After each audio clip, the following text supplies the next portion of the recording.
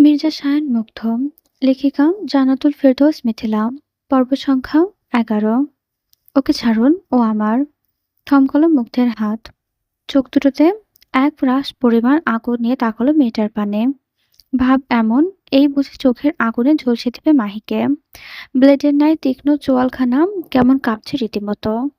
মাহির আঁক বাড়িয়ে হাত ধরতেই বুঝে গায়ের আগুন ধরে গেল মুগ্ধের। যুবক কেমন হিংস্রের ন্যায় তক্ষুনি সিটের বুকের ওপর থেকে পা সরিয়ে ঝাঁপিয়ে পড়ল মাহির ওপর। এক হাতে শক্ত করে চেপে ধরল মাহির গলদেশ, আরেক হাতে একের পর এক চড়াঘাত বসাতে লাগলো মাহির নরম নাকমুখ বরাবর। বিকট কণ্ঠে গর্জন তুলতে তুলতে বলতে লাগলো, ও তোর মানে? এ জানোয়ারের বাচ্চা, ও তোর মানে? You slide! এক পুরুষের হয় না তোর কুত্তার বাচ্চা? তোর এইটুকু শরীরে এত ঝাঁজ! আমার অবর্তমানে আমারই বাড়ির কেয়ারটেকারের সঙ্গে ফ্ল্যাট খেয়েছে নেমে গেলি, ইউ ব্লাডি পিচ! এই অতর্কিত ঘটনায় জেরে দুর্বল মাহি গলা ফাটিয়ে আর্তনাদ করতে লাগলো কেমন। পুরো ঘরময় গুঞ্জে উঠছে মেয়েটার কান্না।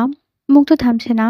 তীব্র রাগে হিতাহিত জ্ঞানশূন্য মানব মাহির গলা চেপে ধরে রেখেছে। তো রেখেছেই, একটু ছাড়ছেও না দেখো। এদিকে মাহির জান বেরিয়ে যাবার উপক্রম। মেয়েটা বিছানায় পড়ে থেকে ছটফটিয়ে যাচ্ছে। তার এমন ছটফটানিতে বিন্দুমাত্র তোয়াক্কা করেনি নির্দয় মানব। উল্টো বাড়িয়েছে হাতের জোর। মায়ের চোখ বেরিয়ে আসছে কোটর ছেড়ে। দম ফুরিয়ে আসছে এক্ষুনি। মুগ্ধের কি হলো কে জানে। ছেলেটা কটমট করতে করতে তৎক্ষণাৎ মাহির কণ্ঠ ছাড়ল। এদিকে মুগ্ধের অমন দানবীয় হাতের থাবা থেকে ছাড়া পেতেই পাগলপ্রায় মাহি অস্থির হয়ে হাঁপতে লাগলো কেমন। কিন্তু এই হাঁপানো স্থায়িতা বেশিক্ষণ থাকলো না।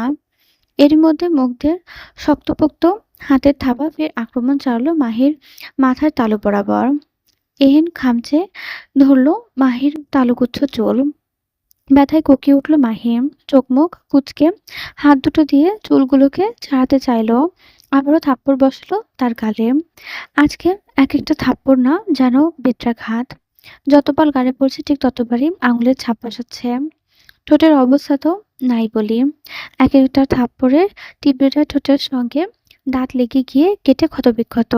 লুহুতে ভরে গিয়েছে মেয়েটার মুখগহ্বর। এদিকে মুগ্ধ তখন এক হাতে মাহির চুল চেপে ধরে রেখেছে। মেয়েটাকে এক ঝটকায় বিছানা থেকে ছুঁড়ে ফেললো মেঝেতে। সঙ্গে সঙ্গে খট করে একখানা শব্দ পিছুত হলো মাহির কানে। সেই সাথে অনুভূতি হলো কোমরের তীব্র যন্ত্রণা। না, এবার বোধহয় বেচারির কোমরটা একেবারেই শেষ। পরবর্তীতে আর সোজা হয়ে দাঁড়াতে পারবে কিনা কে জানে। মাহি কাঁদছে। মাতাল মেয়েটা কি আর অত কিছু বোঝে? সে কেবল বোঝে কেউ তাকে খুব মারছে। মাহি হেঁচকি তুলতে তুলতে চোখ তুলতে উপরে। সম্মুখে দাঁড়িয়ে আছে এক বিশালদেহী পুরুষ। মোমবাতির নিভু নিভু আলোর আড়ালে করে দাঁড়িয়ে থাকা যুবকের মুখভাব স্পষ্ট নয় মাহির নিকট। মেয়েটা কেমন দুর্বল নয়নে তাকিয়ে রইল। ওদিকে যুবক একের পর এক আঘাত করে যাচ্ছে তাকে। কি করছে কে জানে। বিছানার অচেতন হয়ে পড়ে থাকা সিটের গা থেকে একটা খুলে ফেললো পরনের শার্টটা। অতঃপর উদ্ভ্রান্তের ন্যায় সিটের বুকের ক্ষতগুলো যেথায় আগেই সে ব্যান্ডেজ করে রেখেছিল সেখানে টান বসিয়ে এক ঝটকায় ছিঁড়ে ফেললো ব্যান্ডেজটা। মুহূর্তে উন্মুক্ত হলো সিটের রক্তাক্ত ক্ষতবিক্ষত বুক। ক্ষত জায়গা থেকে গড়িয়ে পড়তে লাগলো গরম লৌহ। মায়ের ছলছল নয়নে তাকিয়ে রইল মুহূর্তখানেক। তার কণ্ঠরোধ হয়েছে এ পর্যায়ে। বহু চেষ্টা করেও যখন দেখলো তার কণ্ঠ ফুটে বেরোচ্ছে না কোনো শব্দ, ঠিক তখনই মেয়েটা তেমন উদ্যন্ত না পেয়ে ফের উঠে এলো মুগ্ধের কাছে। এবারে মুগ্ধের হাত ধরতে চাইলো, তখনই পাশ থেকে ফিরে মাহির গলা চেপে ধরলো মুগ্ধ। মাহি থমকালো। গলার ব্যথায় গোয়ানিতে শুনলো মুগ্ধের হিংস্র কণ্ঠস্বর শুধু, ও তোর তাই না? এই ব্লাডি অ্যাসহোল তোর? তোর সারা গায়ে ওর স্পর্শ লেপ্টে আছে তাই না? Okay done. All take care of him. বুঝলো না মাহি। হতবাক চোখে তাকিয়ে থাকতেই মুগ্ধ তাকে ফের ছুঁড়ে ফেললো মেঝেতে। অতঃপর এক মুহূর্তে ঘাড় বাগিয়ে এদিক ওদিক খোঁজাখুঁজি চালিয়ে পরক্ষণেই হাঁটা ধরলো আলমারির দিকে। কাঠের তৈরি ভারী কারুকার্যের শোভিত আলমারির কাছে গিয়ে এসে এক টানে আলমারির দুয়ার খুলল মুগ্ধ। শক্ত মুখে চারপাশ হাতড়ে অবশেষে পেয়ে গেল কাঙ্ক্ষিত বস্তু। মুগ্ধ এক পলক তাকিয়ে রইল বস্তুটির দিকে। তারপর আর কোনরূপ কাল বিলম্ব না করে তখনই বস্তুটি হাতে নিয়ে এগিয়ে গেল সিটের দিকে। মেঝেতে পড়ে থাকা মাহি ফোপাতে বাদ দিলে ফ্যালফ্যাল দৃষ্টিতে তাকিয়ে থাকলো কিছুক্ষণ। লোকটার হাতে কিছু একটা চকচক করছে, কিন্তু সেটা কি? মাহির চোখ শুরু হলো এ পর্যায়ে। তার তাকিয়ে থাকার মাঝে ঘটল ভয়ানক কিছু। নির্দয় মানব তার হাতে থাকা লম্বা সরু দড়ির ন্যায় বস্তুটা দিয়ে হঠাৎই সিটের ক্ষতবিক্ষত বুক বরাবর প্রবলভাবে আঘাত বসালো। অতঃপর সেকেন্ড খানেকের বাদে যেই নাম দড়িটা হেঁচকা টান দিল, সিটের গা থেকে অমনি চড়ে এলো। সিটের গায়ে লাল তরলের প্রবল বন্যা বইতে লাগলো। মাই হতবাক। তার আর বুঝতে বাকি রইল না লোকটার হাতে খাঁজকাটা চাবুক, যে চাবুকের তীব্র ঘর্ষণে ক্ষতবিক্ষত হচ্ছে বেচারা সিট। মাহি আর সইতে পারল না, তখনই দু হাতে খামচে ধরল নিজের মুখ। ভয়ে আতঙ্কে জড়সড় হয়ে চেঁচিয়ে যাচ্ছে অনবরত। ওদিকে মুখ তো থামছে না। সিদের বুকটাও ক্ষতবিক্ষত করা শেষ বলে ফের উদ্যত হলো বেচারার পিঠের উপর অমানবিক অত্যাচার চালাতে। হাতের বদলে পা দিয়ে ঠেলে সিটকে উল্টে দিল বিছানায়। একের পর এক বেত্রাঘাতে ছিন্ন ভিন্ন করে দিচ্ছে সিটের শরীরটা। ইতোমধ্যে পুরো বিছানা রাঙিয়ে গিয়েছে সিটের রক্তে। অথচ তবুও থামছে না মুগ্ধ। তার মুখোভাবে কঠিন ভাবস্রোতের এখনো বিন্দুমাত্র কোনো কমতি দেখা যাচ্ছে না। প্রায় মিনিট পাঁচেক অমানবিক বেত্রাঘাত শেষে থামল মুগ্ধ। দাঁত কিরমির করতে করতে ডান হাতে পেঁচাতে লাগলো চাবুকটা। ওদিকে মাহি হু হু করে কাঁদছে। সেই কান্নার শব্দ কানে যেতেই রাগে ঠোঁট কামড়ে ধরল মুগ্ধ। নাক ফুলে বড় বড় নিঃশ্বাস ফেললো। তক্ষুনি খানিকটা এগিয়ে এসে এক হাতে চেপে ধরল সিটের মাথাটা, তালুর চুলগুলো। অতঃপর ছেলেটা চুল ধরে টানতে টানতে তাকে নামালো বিছানা থেকে। অচেতন সিট। গায়ে কি আর জোর আছে? নিস্তেজ শরীরটা বিছানা থেকে গড়িয়ে নামতেই উল্টে পড়ল মেঝেতে। তৎক্ষণাৎ নাক মুখ থুবড়ে গেল বোধহয়। এতে অবশ্য তোয়াক্কা করেনি নির্দয় মানব। ফের সিটের চুলগুলো টানতে টানতে তাকে নিয়ে চলল দরজার কাছে। মার্বেলের স্বচ্ছ তকতকে মেঝেতে গড়াগড়ি খাচ্ছে সিটের দেহ। দাগ ফেলেছে তাজা রক্তের। কয়েক কদম এগোতেই সামনে পড়ল মাহি। মেয়েটা মেঝেতে বসে হু হু করছে। মুগ্ধের তেজ বাড়ল এতে। তৎক্ষণাৎ পা দিয়ে মাহিকে সজোরে পাশে ঠেলে দিতেই মেয়েটা কেমন হকচকিয়ে সরে গেল। মার্বেলের মেঝেতে হয় গড়াতে গড়াতে খুব একটা সমস্যা হলো না তার। না হলে যে কি হতো কে জানে। ওদিকে মুগ্ধ ততক্ষণে চলে গিয়েছে দরজার কাছে। হালকা ভিজিয়ে রাখা দরজাটা একটা টানে খুলে দিল। সিটকে কেমন ছুঁড়ে ফেললো বাইরে। এতক্ষণ যাবৎ দরজার বাইরে দাঁড়িয়েছিল এডুইন। এরই মধ্যে পায়ের সামনে এমন হুট করে কাউকে গড়াতে দেখে অবাক হলো যেন। রক্তাক্ত ক্ষতবিক্ষত দেহের মালিককে তা চেনার জন্য একটুখানি মগজ খাটাতে হলো তাকে। মুগ্ধের ভারী অথচ গম্ভীর কণ্ঠ, ওকে লবণ পানিতে চুবিয়ে রাখ, আমি আসছি। আর খেয়াল রাখবি ভুলো যেন ওর নিঃশ্বাস বন্ধ না হয়। ও কার শিকারে হাত দিয়েছে সেটা আগে বুঝিয়ে নিই, তারপর না হয় সাইটেরকে খাওয়ানো যাবে। যা। ভয়ার্থক এডুইন বার কয়েক শুকনো ঢোক গিলল, মাথা নাড়ল উপর নিচ। মুগ্ধ তখন আল করছে, কদম পিছিয়ে গেল। অতঃপর এক ঝটকায় এডুইনের মুখের ওপর দৌড় লাগিয়ে চলে গেল ভেতরে। এদিকে এডুইন কেমন ব্যথাতুর হাসলো সিটকে দেখে। রয়ে শয়ে এক হাঁটু গেড়ে মেঝেতে বসে বিড়বিড় করলো, এত বড় দুঃসাহস দেখানোর দুঃসাহসিকতা আমারও নেই সিট। সেখানে তোমার এলো কোত্থেকে? ধীর কদমে এগোচ্ছে মুগ্ধ। চোখ দুটো এক দৃষ্টিতে তাকিয়ে আছে মাহির পানে। বুকটা কেমন যেন করছে তার। ঠিক কেমন যেন। না করছে ব্যথা, না দিচ্ছে স্বস্তি। স্রেফ এক অদ্ভুত অস্থিরতা ছেয়ে আছে তার হৃদয়। মাথাটা কেমন হঠাৎ করেই কাজ করা বন্ধ করে দিয়েছে মনে হচ্ছে। হাত দুটো নিষ্পিস করছে কাউকে খুন করতে। মুগ্ধ নীরবে এসে দাঁড়ালো মাহির একদম পেছনে। হালকা ঝুঁকে তখনই মেয়েটার চুলগুলো পেছন থেকে চেপে ধরলো। গুঙিয়ে উঠল মাহি। মুগ্ধ তখন মুখ নামিয়ে নিল মাহির একদম কান বরাবর। কণ্ঠে এক অদ্ভুত কাঠিন্য ভাব এনে হিসিয়ে শুধালো, কি কি করেছিস তোরা? Did you guide head everything? Just tell me চাশমিশ, you do guide head everything? অবোধ মাহি বোঝেনি এহেন কঠিন কথার মানে। ঠোঁট কামড়ে ধরে কেবল ফুপিয়ে গেল কিয়ৎক্ষণ। এদিকে তার এমন মনটাকে হ্যাঁ ধরে নিল মুগ্ধ। মুহূর্তেই ছেলেটার চোখ মুখে ফের লেপ্টে গেল আগুন। চোয়ালে ফুটল কটমটানো রাগ। রাগে হিতাহিত জ্ঞানশূন্য মানব এক হাতে মাহির চুলগুলো মুঠোয় চেপে ধরে দাঁড় করালো মেয়েটাকে। মাই টলছে ব্যথায়, মুখের হ্যাঁচকানোর সঙ্গে টাল সামলাতে পারছে না, তবুও কোনো রকমে চলছে। কিয়ৎক্ষণ বাদেই মুগ্ধ মেয়েটাকে টানতে টানতে নিয়ে এলো দেয়ালের কাছে। অতঃপর আর এক মুহূর্ত দেরি না করে দেয়ালের সঙ্গে মেয়েটার মাথা একের পর এক বাড়ি দিতে লাগলো কেমন করে। মাহির কষ্ট হচ্ছে এবার, মাথার যন্ত্রণা বাড়ছে তীব্রভাবে, কপালের চামড়া ফেটে গিয়েছে ইতোমধ্যে। ওদিকে মুগ্ধের হাত চলছে তো চলছেই। কণ্ঠে হঠাৎই শোনা গেল এক ভারী মোটা অভিযোগ, দোষ আমারই। আমি ভুলে গিয়েছিলাম সাপের অরসে কখনো মানুষ জন্মায় না। যার বাপ এমন চরিত্রহীন লম্পট, তার মেয়ে হিসেবে তুই নিজে তো কত ভালো হবি বল। শত হলেও তোর শরীরের প্রতিটা শিরায় শিরায় ওই জানোয়ারের রক্তই বইছে। এমনটা তো হবারই ছিল। এহেন অভিযোগে কেন করছে মুগ্ধ? সে কি আদৌ জানে সে কি বলছে, নাকি খামোখা রাগের বশে বলে যাচ্ছে এ কথাগুলো? মুগ্ধের অস্থিরতা স্পষ্ট বলছে সে নিজের মধ্যে নেই। তার পুরো বদন কাঁপছে রাগে।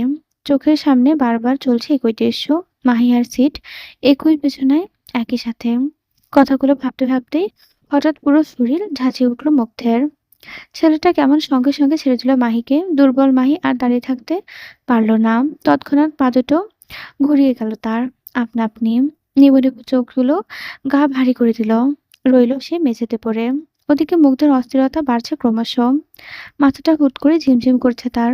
মুগ্ধ শক্ত হাতে থাপ্পড় বসাচ্ছে নিজ মাথায়। না, তবুও মাথাটা ঠান্ডা হচ্ছে না তার। বারবার মনে করিয়ে দিচ্ছে কথাগুলো। অবচেতন মনে উত্থাপিত হচ্ছে বহু কথা। সিডার মাহি কি তবে সত্যি সত্যি একের অপরের সাথে গভীরভাবে ডুব দিয়েছিল? মাহির পুরো অঙ্গে ছুঁয়েছে সিট। মাহি ধরেছে সিটকে, মুগ্ধতা নিয়ে তাকিয়েছে সিটের দিকে। মুগ্ধের মস্তিষ্ক বিগড়ে যাচ্ছে। একমতে এত কিছু ভাবলেও পরক্ষণে তার বিচক্ষণ মস্তিষ্ক তাকে শাসিয়ে বলছে, যা ইচ্ছে করুক ওই মেয়ে, তার জন্য তোর এত অস্থিরতা কেন? ও তো কেবল তো শত্রুর মেয়ে, আর শত্রুর মেয়ে তো শত্রুই হয়। নিজের মস্তিষ্কের এহেন বিচক্ষণ যুক্তিতে এই প্রথম খণ্ডালো মুগ্ধ, যখন তার অন্তরে লুকিয়ে থাকা রুহটা বলে উঠল, হোক শত্রু, তবুও কেবল তোর। তোর মানে তোর। আর তোর ভোগের জন্য কেউ অন্য হাত বাড়াবে কেন? কেন? প্রথমবার, হ্যাঁ, প্রথমবার। আজ ঠিক প্রথমবারের মতো নিজের অন্তরে ডাক শুনল মুগ্ধ। তখনই দিন দুনিয়ার সকল চিন্তাভাবনা ভুলে গেল সে। যুবক হয়ে উঠল এক প্রকার হিংস্রবর্ণ বাঘের ন্যায় উন্মাদ। মুহূর্তেই তৎপর হলো সবকিছু ধ্বংস করে ফেলতে। উদ্ভ্রান্তের ন্যায় এদিক ওদিক খোঁজাখুঁজি চালিয়ে যাচ্ছে সে। বেডসাইড টেবিলের উপর থেকে মোমবাতির স্ট্যান্ডটা হাতে নিয়ে তক্ষুনি তা ছুঁড়ে ফেললো ড্রেসিং টেবিলের আয়না বরাবর। সঙ্গে সঙ্গে চূর্ণ বিচূর্ণ হয়ে গেল আয়নাটা। পুরো ঘরময় ছড়িয়ে গেল কাচের টুকরো। এতক্ষণে ক্ষান্ত হয়নি মনস্টার। চূর্ণ বিচূর্ণ কাচের টুকরোগুলোর ওপর দিয়ে নির্দয়ে হেঁটে গিয়ে হাতের সামনে যা পেল তাই ধ্বংস করতে লাগলো উন্মাদের মতো। তার উন্মাদ কণ্ঠে কেবল একটি আহাজারি এবং একটি আওয়াজ, এই ঘর, এখানে এক হয়েছিস তুই কেন? শব্দ ভীষণ এলোমেলো, কণ্ঠগুলো কেমন গুলিয়ে যাচ্ছে। অগ্নিস্ফুলিঙ্গের ন্যায় জ্বলছে তার বাদামি চোখজোড়া, চিকচিক করে উঠছে যেন। উন্মাদ ছেলেটার ভাবভঙ্গি দেখে মনে হচ্ছে কেউ বুঝি তার বেঁচে থাকার শেষ সম্পর্কটুকু কেড়ে নিয়েছে তার পিঠ পিছে। সে উন্মাদ হয়েছে আজ। The red flag rudely king shadow master আজ উন্মাদের ন্যায় আচরণ করছে। পুরো ঘরটাকে এক জলজ্যান্ত আস্তাবরে রূপান্তরিত করে দিয়েছে সে। আচমকাই কাচের টুকরো ভরা মেঝেতে হাঁটু করে বসল। সঙ্গে সঙ্গে হাঁটুর অংশে দেবে গেল কাচের খণ্ডাংশ। এতে তেমন ভ্রুক্ষেপ নেই যুবকের। সে কেবল দু হাতে নিজের মাথা চেপে ধরেছে, বিকট গর্জন ধ্বনি তুলছে। ভাব এমন, ছেলেটার বুকটা বুঝি ফেটে যাচ্ছে কোনো এক বিষয়ে। পাশে জড়সড় হয়ে পড়ে থাকা মাহি ভয়ে তক্ষুনি গুটিয়ে গেল। চোখ মুখ কুঁচকে কান দুটিতে চাপা দিল। ওদিকে মুক্তা এখনো গর্জন তুলছে। সময় নিয়ে থামল সে গর্জন। কাঁপছে সম্পূর্ণ বদন। রয়ে শুয়ে চোখ মেলল হিংস্র যুবক। বাজপাখির ন্যায় তীক্ষ্ণ দৃষ্টিতে তাকালো মাহির পানে। মাহি মুখ চলকালো, তন্দিত শোয়া ছেড়ে উঠতে চাইল। ঘটল আরেক কাণ্ড। মুগ্ধ এক লাফে লাফিয়ে এসে ফের চুলের গোছা টেনে ধরল মাহির। ভীষণ রাগে গজগজ করতে লাগলো। মেয়েটাকে এবার টানতে টানতে নিয়ে গেল শাওয়ারের রুমে। সম্পূর্ণ কাচের তৈরি শাওয়ার রুম। মুগ্ধ মাহিকে টানতে টানতে নিয়ে আসছে ভেতরে। অদূরে পানি ভর্তি বাথটব, মেঝেতে পানির উপস্থিতি থাকায় বেশ কয়েকবার পা পিছল মাহি। পড়তে গিয়েও বারবার হোঁচট খেল বেচারা। তবে সে বাঁচা কি আর বাঁচা বলে, স্থায়ী বাঁচা নয়। মুগ্ধ তাকে টেনে টেনে দুম করে ছুটে নিয়ে গেল পানি ভর্তি বাথটবের কাছে। মুহূর্তে একটুখানি সময়ের জন্য তলিয়ে গেল মাহি সে বাথটবে। হাতে পায়ে চোটও লেগেছে ভীষণ। রয়ে শুয়ে পানি থেকে ঘাড় উঠাতেই ঝাপসা চোখ জামা অস্পষ্ট হলো এবং ধীরে ধীরে বুঝে আসলো। মাতাল ভাবটা বোধহয় পুরোপুরি না হলেও ক্রমশ কমে আসছে তার। এই সাথে বাড়ছে মাথার যন্ত্রণা। মাহি কিয়ৎক্ষণ এক দৃষ্টিতে সম্মুখে তাকাতে হঠাৎ করে পুরো শাওয়ার রুম ঝলমলে উঠল সফেদ রঙা আলোতে। হুট করে আসা তীব্র আলোর ঝলকানিতে চোখ দুটো খানিকটা কুঁচকে ফেলল মাহি। এরই মধ্যে বাঁ হাতে টের পেল এক হ্যাঁচকানো টান। তনিতে চোখ খুলল মাহি। সামনে তাকাতে দেখলো মুখটা কেমন শক্ত, মুখে তার হাতগুলো বার্ন করছে। প্রথম প্রথম ব্যথা লাগলেও এবার যেন বড্ড যন্ত্রণা পাচ্ছে মাহি। লোকটা এভাবে আচমকা কষ্টে কেন তাকে? সে কি চাইছে তার গা থেকে চামড়া তুলে ফেলতে? মাহি এরূপ ব্যথা সইতে পারল না বেশিক্ষণ। মেয়েটা কেমন আধো আধো গলায় বলল, কষ্ট হচ্ছে আমার, ব্যথা পাচ্ছি আমি, ছাড়ুন আমার হাত। শুনল না মুগ্ধ।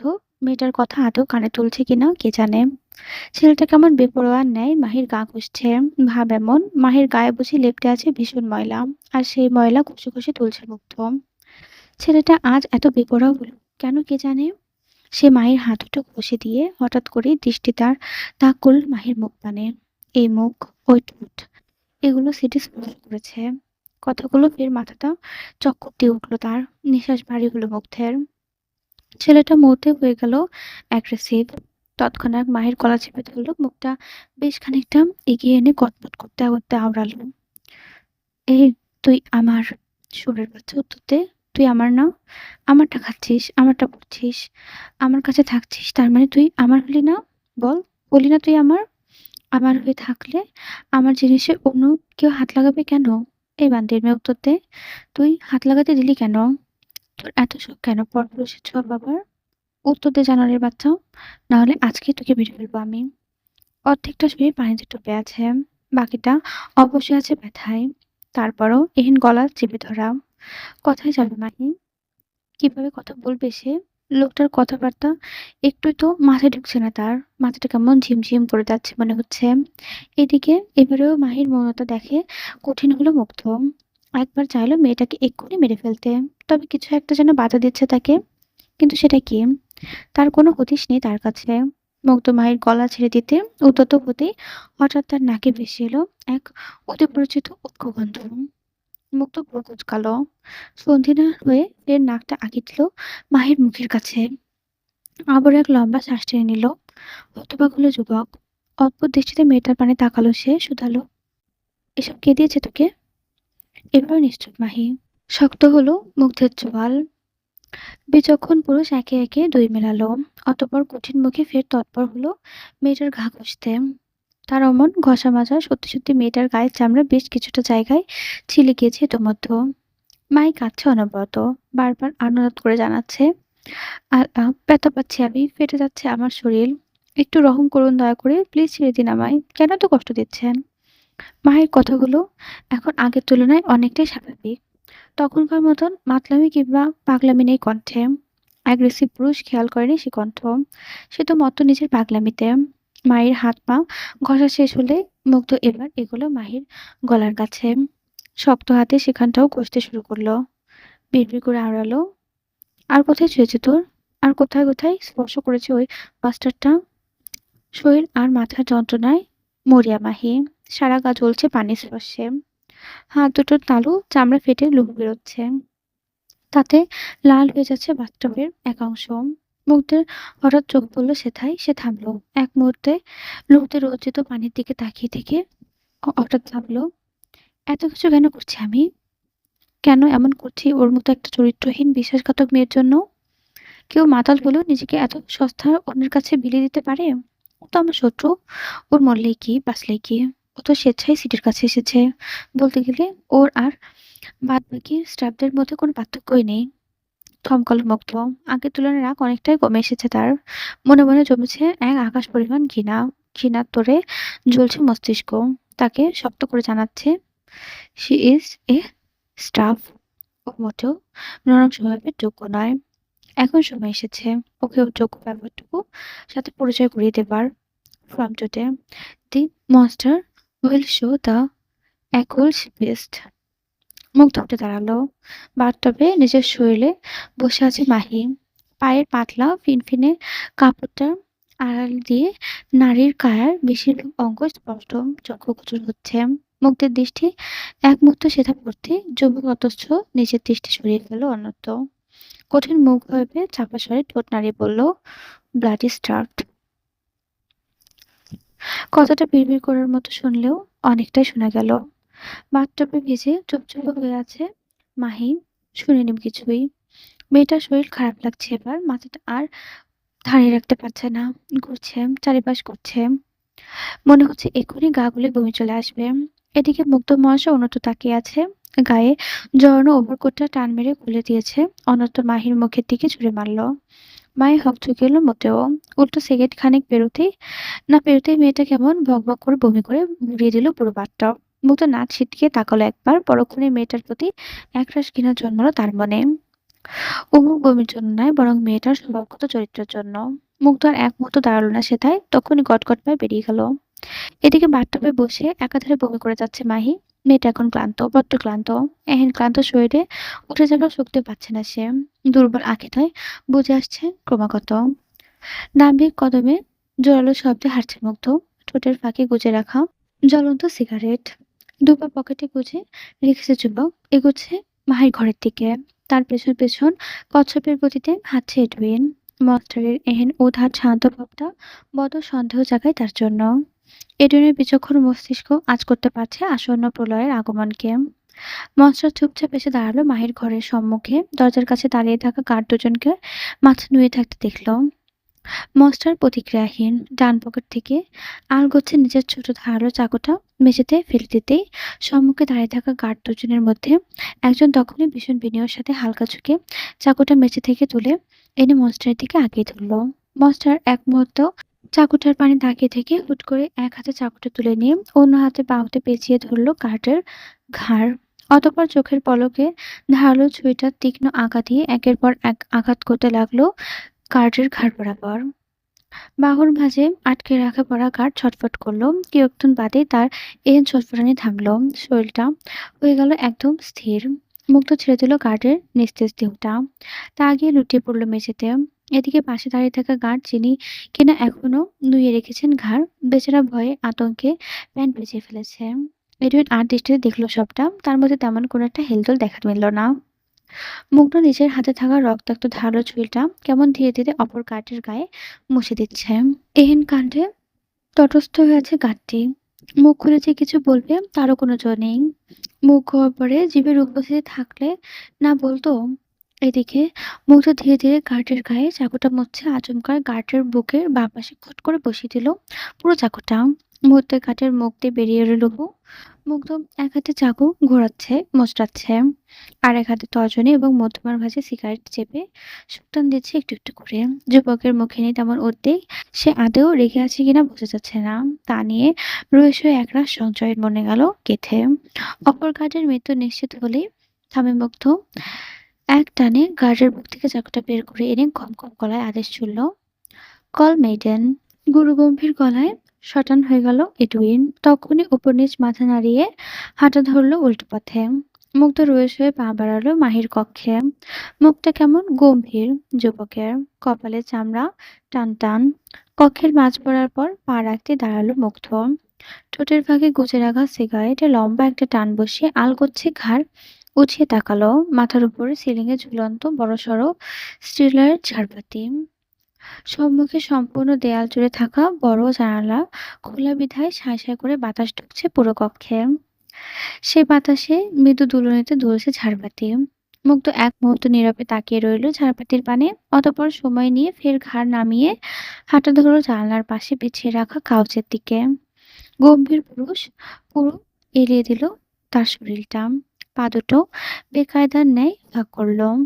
পিঠ ঠেকানো পেছনে, চোখ দুটো আয়েশি ভঙ্গিতে বুজে আসছে, সিগারেটের সুঘ্রাণ দিচ্ছে মুগ্ধ, ঠোঁটের ফাঁকে গলে বেরোচ্ছে গুনগুন শব্দ, বোধহয় গান গাইছে তিনি।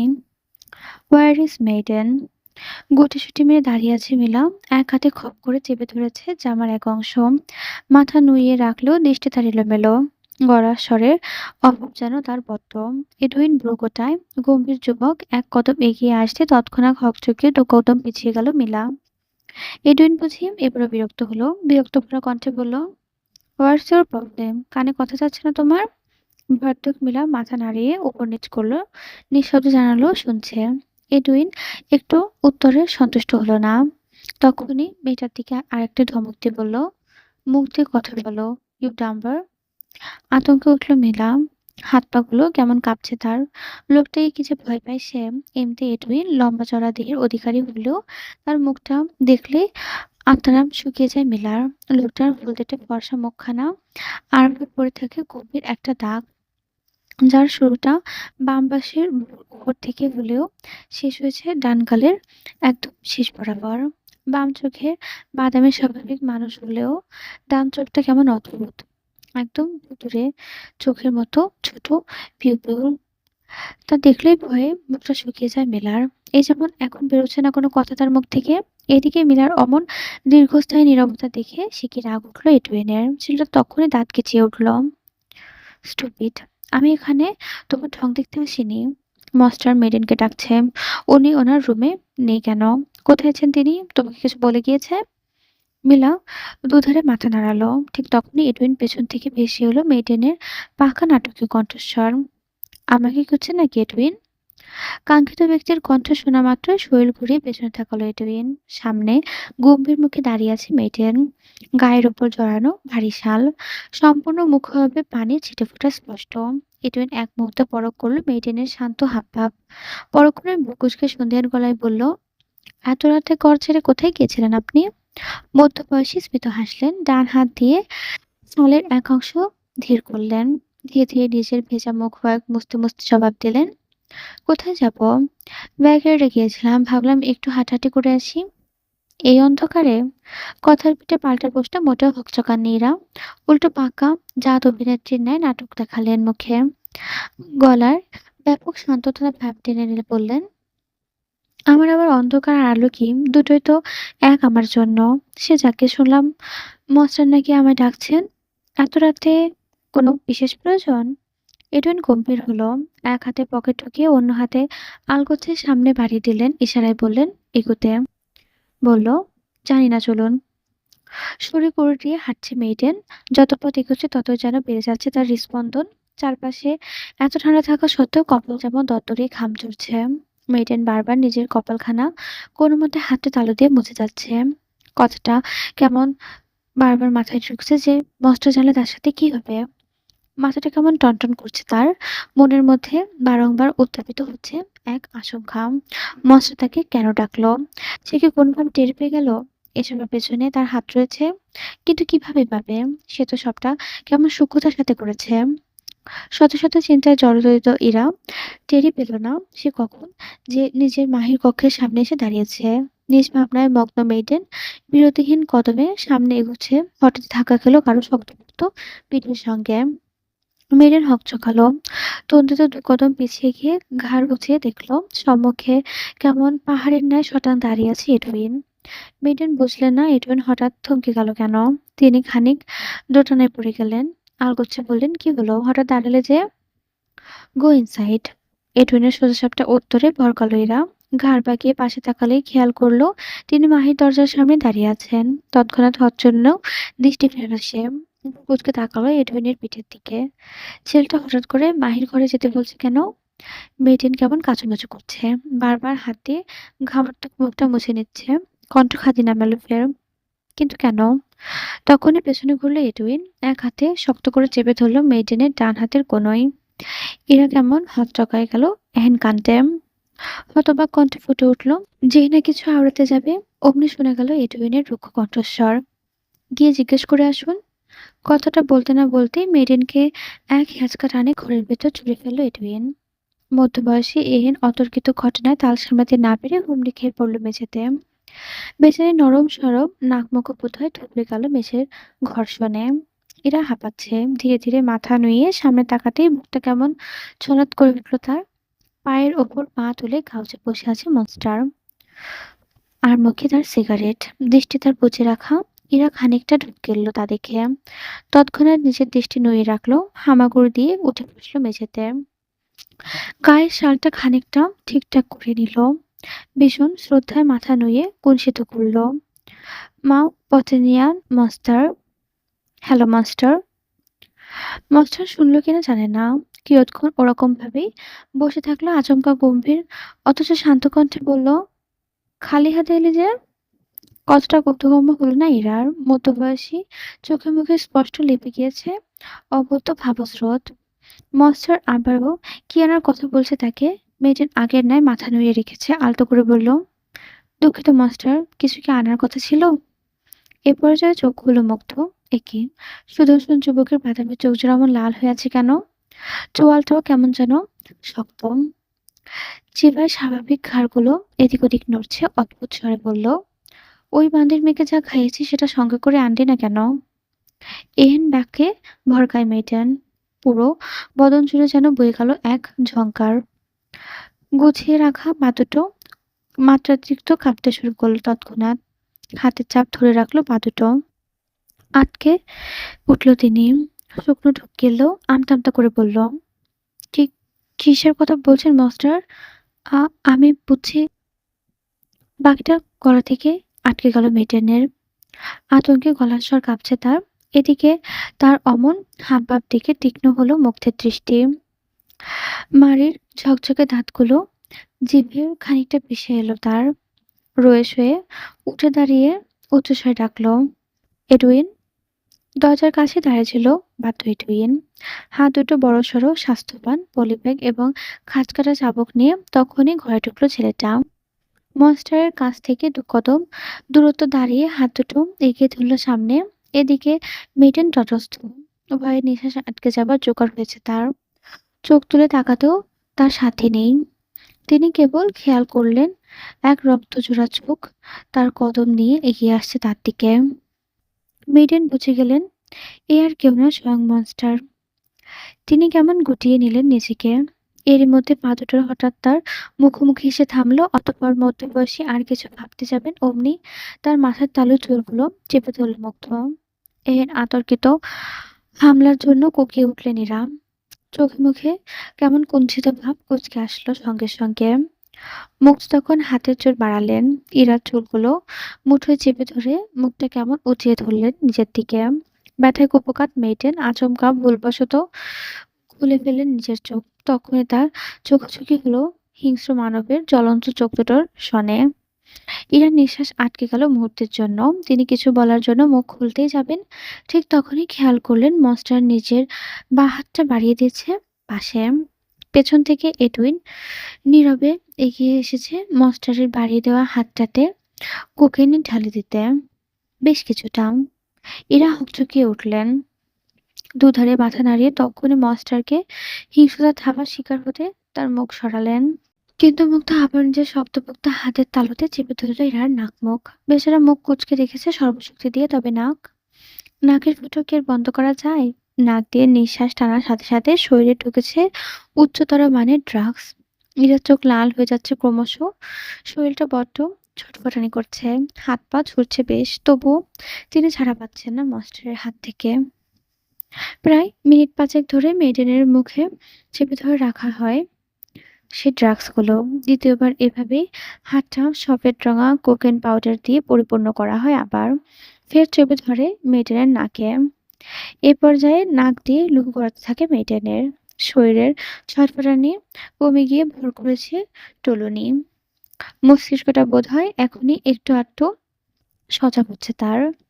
মুগ্ধ থেমেছে। তৃতীয়বার পাশে হাত বাড়াতে এডুইন এবার এগিয়ে দিয়েছে চাবুকটা। মুগ্ধ শক্ত করে ধরল চাবুকটা। রুয়েশ দু কদম পিছিয়ে গিয়ে ইরার উদ্দেশ্যে কটমটে বলল, রান ইটস কেজ। রান। যত দ্রুত দৌড়াবি তোর বাঁচার চান্স তত বেশি। ভুলেও পায়ের গতি থামালে তোর মরণ কনফার্ম। এরা বোধহয় শুনল কথাটা। বাঁচার ক্ষীণ আশায় মেঝেতে ভর দিয়ে কোনো মতে উঠে দাঁড়ালো মধ্যবয়সী। টলমলে পায়ে উল্টো পথে পা বাড়ালো। হঠাৎ তার পিঠ বরাবর আঘাত বসল। খাঁজ কাটা চাবুকেরা। তখনই ব্যথায় আর্তনাদ করে ওঠে মিটেন। পা দুটো সামনে এগোতে সাহস পাচ্ছে না কেন যেন। এদিকে মুগ্ধ নামক নির্দয় মানব তৎক্ষণাৎ চাবুকের শেষ ভাগে টান বসিয়েছে। মুহূর্তে ছিন্ন ভিন্ন হয়ে গেল পিঠের চামড়াগুলো। জামার অংশ ছিঁড়ে গিয়েছে বেশ খানিকটা। রঞ্জিত হয়েছে লৌহ। মুগ্ধ থামেনি, ফের গর্জে উঠল, রান! ইরা আবার সত্যি সত্যি দৌড়াচ্ছে। টলমলে পায়ে যেভাবে পারছে সেভাবে দৌড়াচ্ছে। পেছন থেকে ধীর পায়ে হাঁটছে মুগ্ধ। পকেট থেকে ফের একখানা সিগারেট বের করে এনেছে, লাইটার ধারালো তাতে। মুহূর্তেই ধূমপায়িত করল মুগ্ধ ভয়টাকে। যুবক বাঁ হাতের আঙুলের ভাঁজে সিগারেট ধরে রেখেছে এবং এগোচ্ছে আস্তে ধীরে। একেবারে মেঝেতে হোঁচট খেল চাবুকটা। ইরা উল্টে গেল দৌড়াতেও এবং পেছনে আরেকবার আঘাত বসালো মুগ্ধ। এরা বোধহয় আজ বড্ড শক্ত।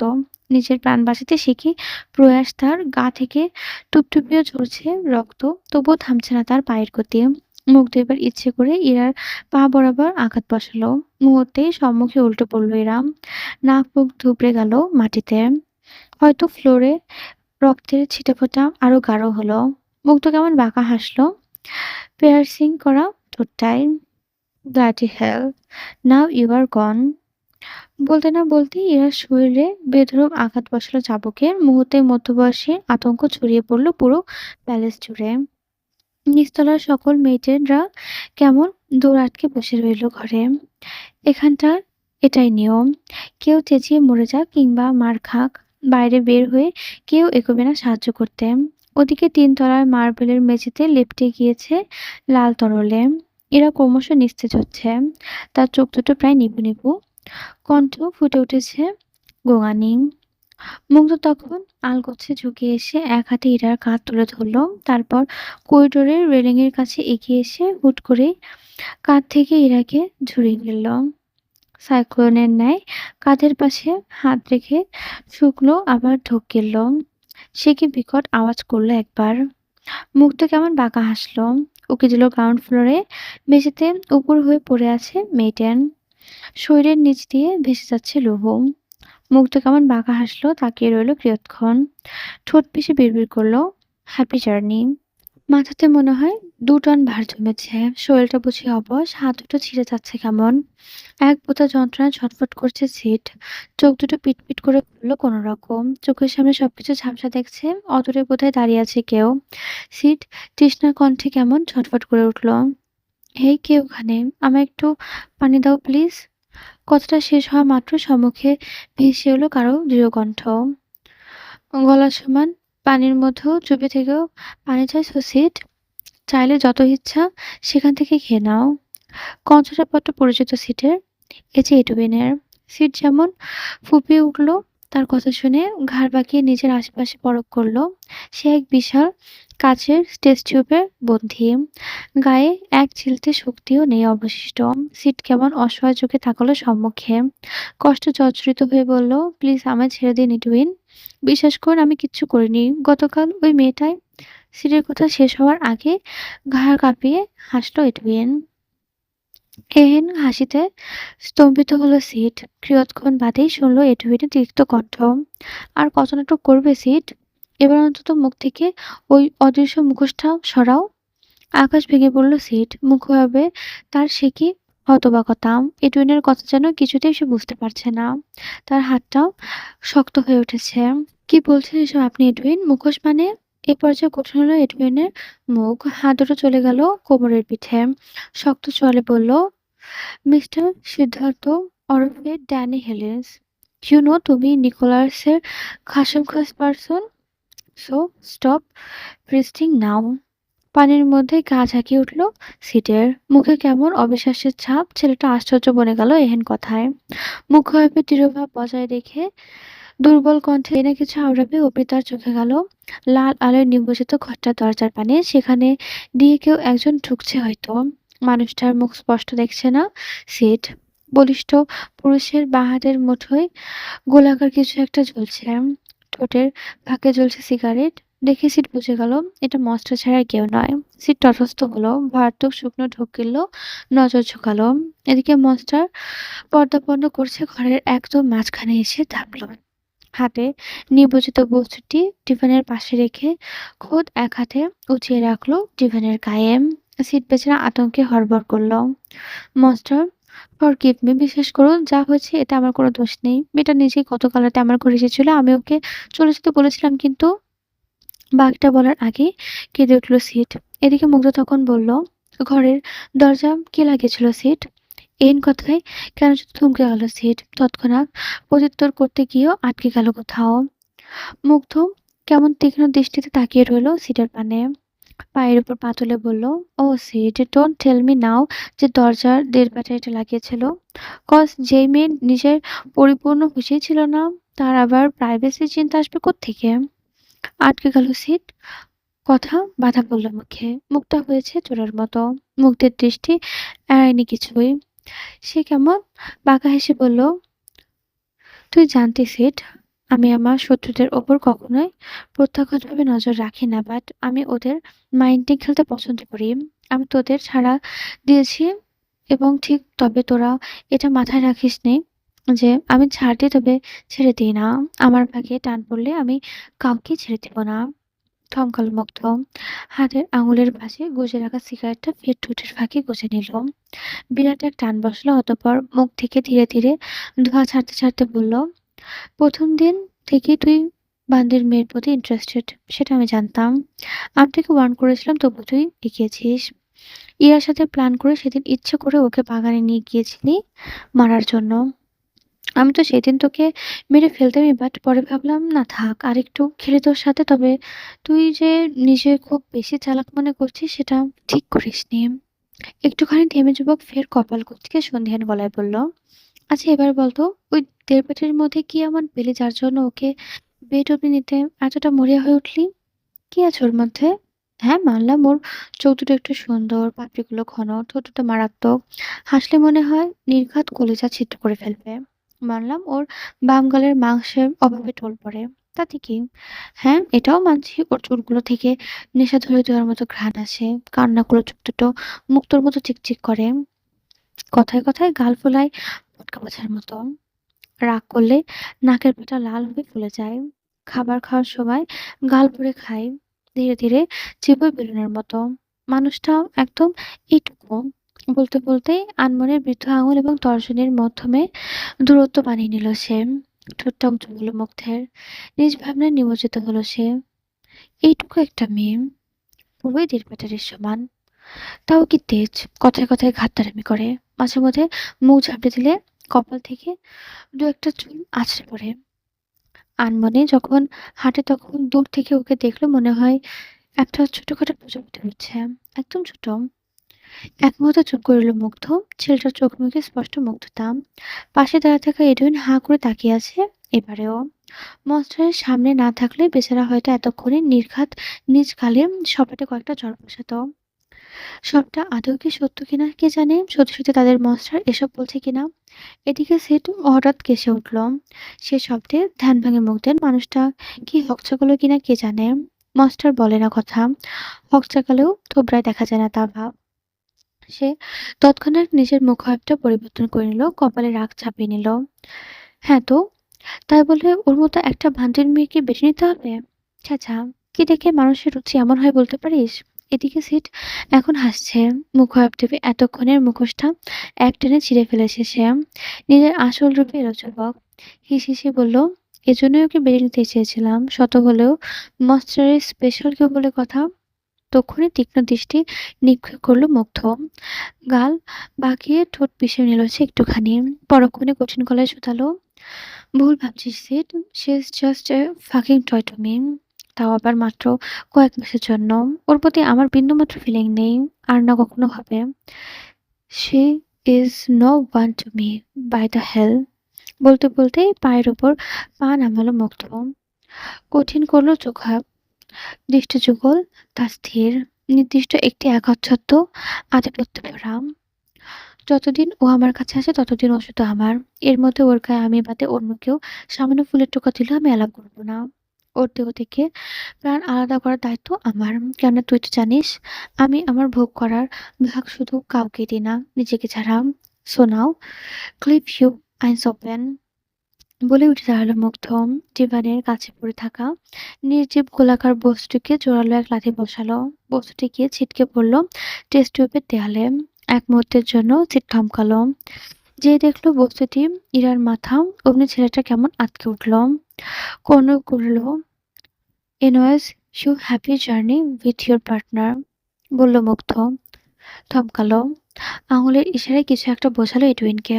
এডুইন মহাশয় তক্ষুনি এগিয়ে গেলেন টেস্ট টিউবের দিকে।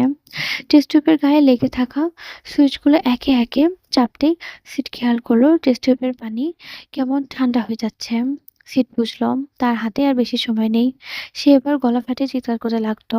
মুগ্ধ ঘর ছেড়ে বেরিয়ে যেতে লাগলো। সেই আচমকা পেছনে ফিরে তাকিয়ে বলল, মাস্টার, তুই মানিস বা না মানিস, এই প্রথম তোর ভাগ বসানোর আগে অন্য কেউ ভাগ বসিয়েছে। এই আমি আধিপত্য দেখেছি ওর ভেতর। মরার আগে না হয় এটুকুই বলে গেলাম। এই আফসোস তো সারা জীবন থাকলো। থমকালো মুগ্ধর পদযুগল, চোয়ালে ফুটলো কাঠিন্যতা। হাত দুটো কেমন মুষ্টিবদ্ধ হয়ে গেল আচমকায়। কপালের রগগুলো দরপড়িয়ে উঠল। নির্দয় মানব এক হাতে নিজের ঘাটা দোল্টে দোল্টে এডুইনের উদ্দেশ্যে বলল, টেম্পারেচার বাড়া, সিদ্ধ কর জানোয়ারটাকে। ওদিকে পেছন থেকে সিট তখন চেঁচাচ্ছে, ওহো জলে জলে, তোর ভোগ করার আগেই আমি ভোগ করে নিলাম, তাই জ্বলছে তাই না?